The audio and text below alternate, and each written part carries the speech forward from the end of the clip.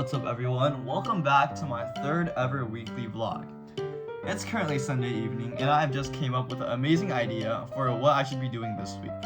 So for the past few weeks, every time I've had a math or chemistry exam, I realized that no matter how much I studied, I would still fail or get pretty mediocre scores.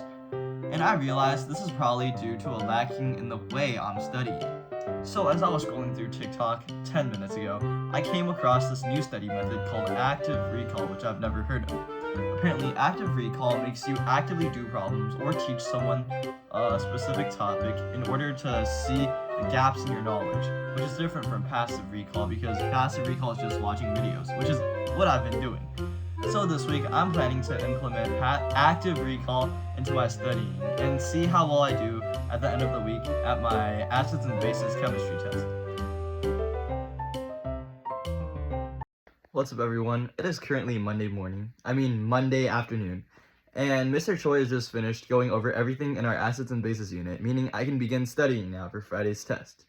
Today, I'm going to show you guys the first video or clip of me trying to use active recall by teaching it to one of my stuffed animals.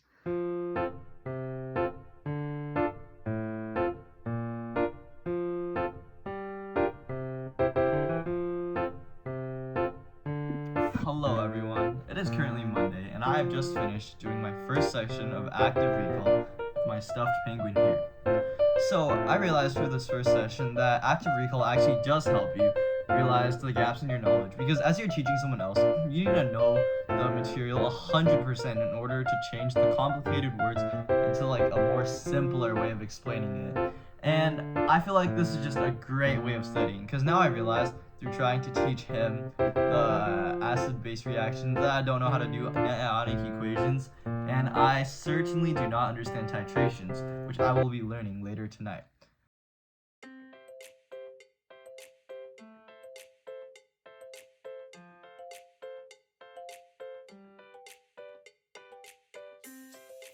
What's up everyone?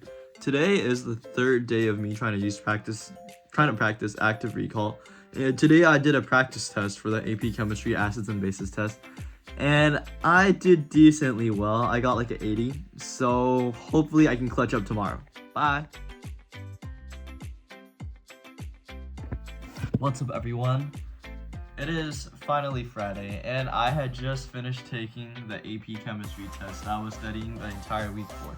And today basically marks the end of me trying to use active recall. This week, I believe that active recall helped me very much in my process of studying for this chem test, because active recall, unlike passive recall like watching videos or reviewing lecture notes, that stuff, active recall makes you actively realize the gaps in your knowledge, and you will immediately search things up on the internet to fill those gaps, which is what I did. For example, on Monday, when I was teaching my stuffed penguin, let me get it real quick. When I was teaching this guy about acid-base reactions, I realized I didn't know what titrations were, so I searched it up. I learned it by Tuesday. On Tuesday, when I was trying to teach my brother what the net ionic equation was, I realized I didn't know how to find oxidation numbers, so I learned that by Wednesday. And it was basically like that until the test. So by the test, I knew how to do net ionic equations, I knew what titrations were, I knew how to write acid-base reactions, and I knew how to do applications for all of them. So in the end, I think active recall is probably my favorite method of studying right now, and I think I'm going to be implementing it into my study routines probably for the rest of the year. Anyways, thank you guys so much for listening throughout this entire video and enjoying my struggles and studying for AP Chem.